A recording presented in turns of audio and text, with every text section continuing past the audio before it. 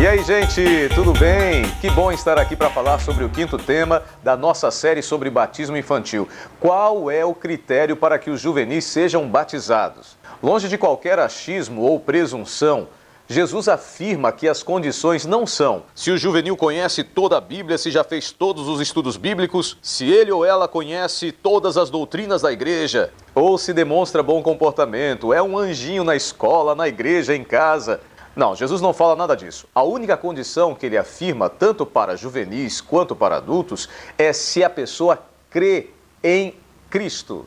Veja Marcos 16:16. Quem crer e for batizado será salvo. A criança precisa apenas crer no sacrifício de Jesus, crer em Jesus como Salvador da vida dela. Essa é a única condição. Uma coisa que a gente precisa analisar é que o valor de batismo para um adulto é diferente do valor do batismo para um juvenil.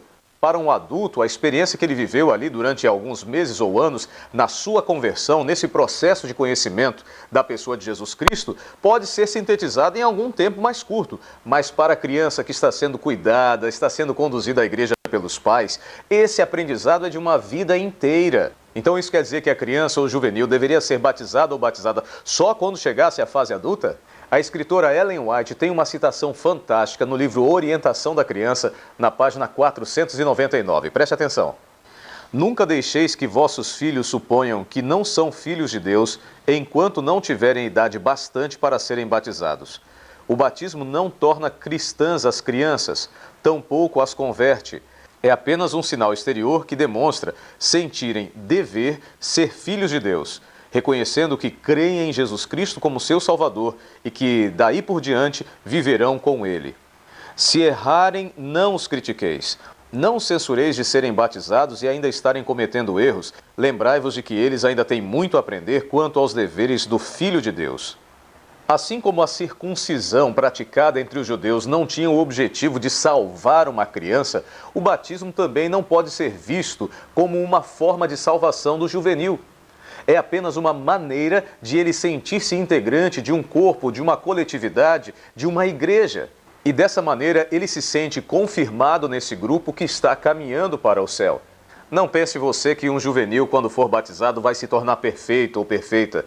Afinal, depois que você se batizou, você já se tornou perfeito? E mais, a responsabilidade depois do batismo de um juvenil não é da criança, mas sim dos pais. Estes devem ter a responsabilidade de conservar e conduzi-lo no caminho do Senhor. Os pais cujos filhos desejam batizar-se têm uma obra a fazer.